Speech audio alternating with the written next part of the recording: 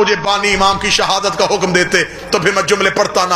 اگر میرے حصے پہ آئے ہیں، یہ علم عباس میں میرا ہاتھ ہے، اس قوم کی تسلی کے لیے علم پہ ہاتھ رکھا ہے. انہوں نے امام کو کمرے میں نہیں رکھا، انہوں نے زندان کے اندر ایک کنواں کھودا،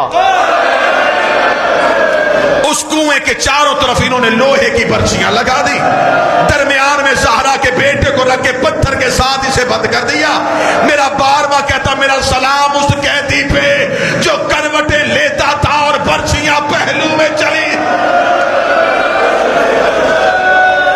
اجرکم من اللہ.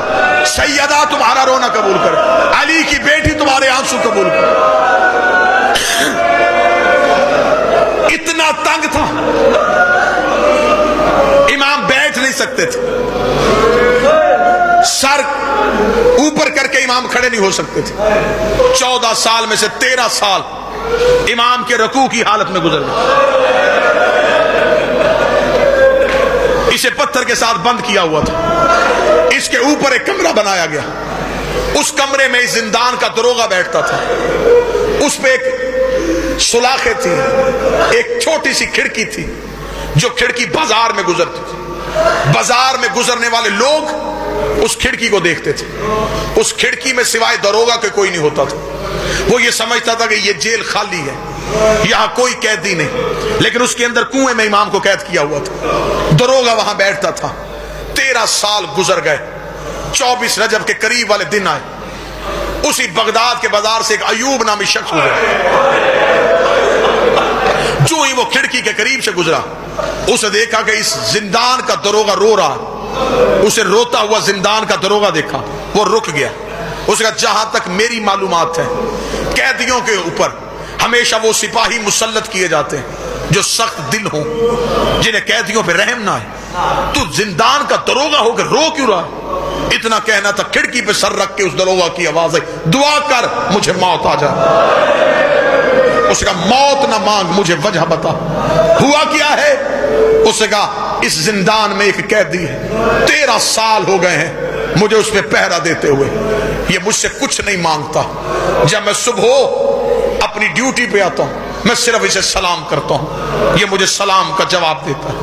سارا دن اس کے زندان سے مجھے تسبیح کی آواز کے علاوہ کچھ نہیں سنتا. تو اس نے کہا پھر رو کس بات پہ رہا ہے؟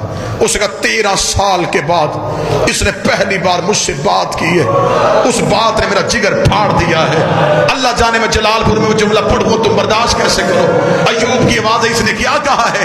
اس نے کہا 13 سال کے بعد اس نے مجھے آواز دے کر بتا تیری کوئی بیٹی ہے؟ کہتا میں نے رو کے کہا ہاں میری بیٹی ہے. تڑپ کے کہنے لگا منت کر، میں نے 13 سال میں تجھ سے کچھ نہیں مانگا، ایک بار اپنی بیٹی کو زندان میں لے کے آ. اس نے کہا بیٹی میری ہے، تو کیا کرے گا؟ رو کے اس سے کہا تھوڑی دیر میرے ساتھ باتیں کرے، میں اپنی بیٹیوں سے ملنے کو ترس گیا.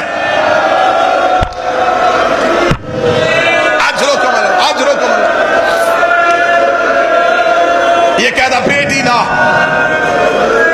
اللہ جانے کتنا ترسا ہے بیٹیوں سے. ایوب تڑپ گیا. ایوب کی آواز ہے اللہ اس پہ رحم کرے، جلدی سے آزاد کروائے. اتنا قیدی ایسا مجبور. چلے کام کر. دروغہ سے کہنے لگا تیرے اندر کی حسرت بھی ختم ہوگی، مجھے میرے مالکوں کی دعا سے بہت کچھ حاصل ہو گیا ہے. میں یہاں اپنے کاروبار کے سلسلے میں آیا ہوں، میرے اوپر بڑی مشکلیں تھیں، مشکلیں ٹل چکی ہیں، میرا کام بہت ٹھیک ہو گیا ہے. اگر اس قیدی اتنا مجبور ہے، اس سے جا کے کہے ایک ایوب نامی شخص بازار سے گزرا ہے، وہ تجھے سلام دے رہا تھا اور کہہ رہا تھا میرے حق میں ایک دعا کر دے. اگر تیری دعا قبول ہو گئی میں وعدہ کرتا ہوں میں تیری قیدیں آزاد کرواؤں گا، میں حکومت کو جتنا پیسہ دینا پڑا میں دوں گا، میں تیری قیدیں آزاد کر کے تجھے تیری بیٹیوں سے ملوا دوں گا. دروغہ نے کہا دعا کون سی کرنی ہے؟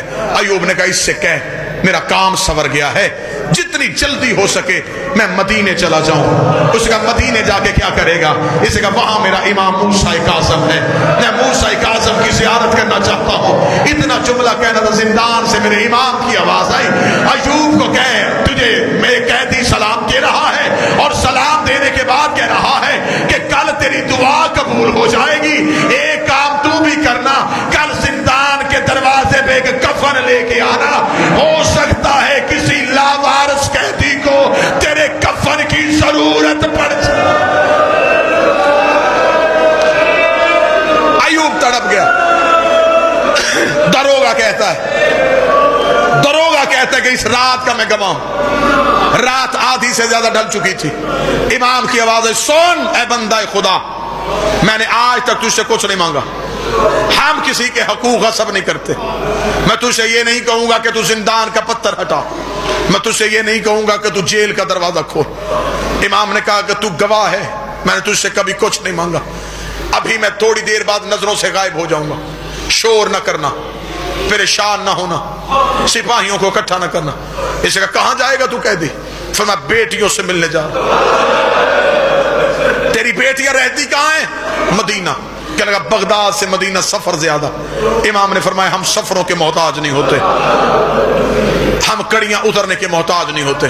دروگا کہتا باتیں ہو رہی تھی یا میں نے قیدی کو نظروں سے اوجھل دیکھا، قیدی نظروں سے غائب ہو گیا۔ ادھر مدینے میں حالت کیا ہے؟